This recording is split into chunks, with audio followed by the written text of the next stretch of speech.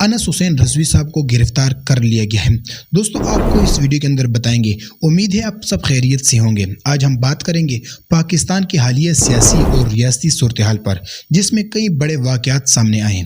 انس رضوی کی گرفتاری۔ T L P کے سینیٹر رہنما انس رضوی کو ڈیرہ اسماعیل خان میں پولیس نے گرفتار کر لیا ہے۔ بتایا جا رہا ہے کہ وہ وہاں چھپے ہوئے تھے اور ایک مقامی سیاسی خاندان پشت پناہی بھی حاصل کی تھی۔ لیکن سوال یہ ہے کہ اگر ریاست واقعی کسی کو پکڑنا چاہے تو کیا وہ چھپ سکتا ہے؟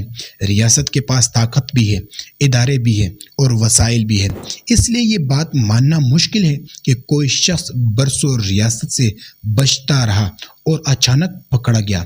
ہم نے حالیہ دنوں میں دیکھا کہ جب ریاست چاہے تو کسی کو فوراً گرفتار کر سکتی ہے، عدالتوں کی پرواہ کیے بغیر، قوانین کو نظر انداز کرتے ہوئے۔ اسی طرح ایمان مزاری کی گرفتاری نے بہت سوالات کھڑے کر دیے۔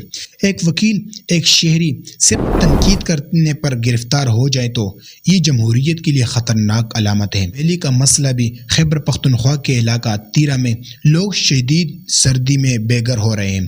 آپریشن کی وجہ سے لوگ گھروں سے نکلنے پر مجبور ہیں، جبکہ برف باری اور شدید ٹھنڈ بھی جاری ہے۔ یہ سوال بہت اہم ہے کہ کیا آپریشن سردیوں میں کرنا ضروری تھا؟ ان لوگوں کے لیے پہلے سے متبادل رہائش کا بندوبست کیوں نہیں کیا گیا؟ یہ صرف صوبائی نہیں بلکہ وفاقی اور عسکری اداروں کا مشترکہ ناکامی ہے۔ عوام کا اعتماد کیوں ختم ہو رہا ہے؟ پاکستانی عوام بیوقوف نہیں ہے۔ لوگ دیکھ رہے ہیں کہ چیزیں نارمل طریقے سے نہیں چل رہی۔ جب حکومت جواب دینے کے بجائے صرف ماضی کی کامیابی گنواتی ہے تو عوام کا اعتماد مزید کم ہو جاتا ہے۔ دوستو، دنیا بھر میں ریاست اور عوام کے درمیان اعتماد کا بحران بڑھ رہا ہے۔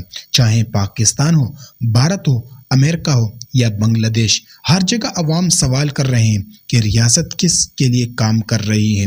دوستو، یہ بہت بڑا سوال ہے، لیکن انس حسین رضوی صاحب کو گرفتار کیا گیا عوام کے لیے یا طاقتور طبقات کے لیے؟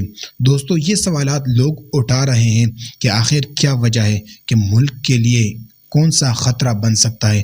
پاکستانی عوام کی بنیادی مانگ صرف ایک ہے: جمہوریت، ووٹ کی عزت، عوامی نمائندوں کو اقتدار میں آنے کا حق۔ یہی وجہ ہے کہ جب بھی جمہوریت کی بات ہوتی ہے، عوام رد عمل دیتے ہیں۔ پاکستان میں بہت سے لوگ حکومت کے بغیر بھی ملک کو سنبھال رہے ہیں۔ فلاحی ادارے، اسکول، اسپتال، روزگار، سب عام لوگ چلا رہے ہیں۔ ریاست کو سمجھنا ہوگا کہ یہی عوام اصل طاقت ہے۔ جس دن عوام کو اپنی طاقت کا احساس ہو گیا، نظام خود بدل جائے گا۔ ہم دعا کرتے ہیں کہ پاکستان میں ریاست اور عوام کا رشتہ مضبوط ہو اور فیصلے عوام کے حق میں ہو۔ ناظرین، ہم آپ کے لیے حقائق سامنے لاتے ہیں، آپ بھی ہمیں اپنے رائے کمنٹ میں ضرور دیا کریں۔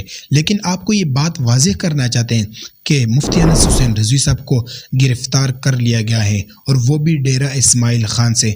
بہت بڑا سوال ہے کہ انس حسین رضوی کہاں تھے؟ اب تک وہ غائب کیوں تھے؟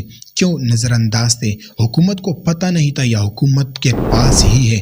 دوستو، ہمارا کام ہے حق اور سچ بیان کرنا، لیکن انس حسین رضوی صاحب کو گرفتار کیا گیا ہے اور باقی رکن شورا قائدین جو ہے وہ ابھی میدان سے غائب ہے۔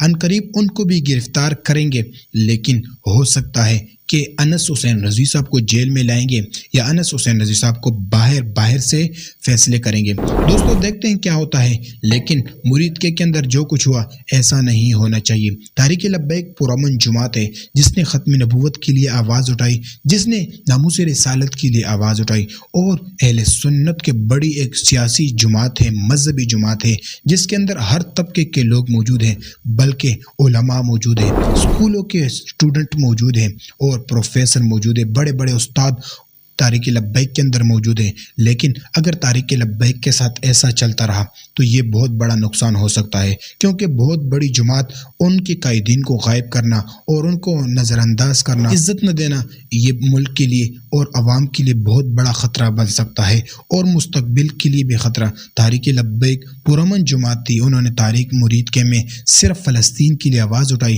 اور وہ آواز تحریک لبیک کے لیے مشکلات کا سبب بنا۔ تو دیکھتے ہیں کیا ہوتا ہے کہ سعد حسین رضوی صاحب کہاں ہیں اور باقی جو قائدین ہیں وہ کہاں ہیں۔ جب ہمیں اپڈیٹ ملتے رہیں گے ہم آپ کو بتاتے رہیں گے۔ ملتے ہیں اگلی ویڈیو میں۔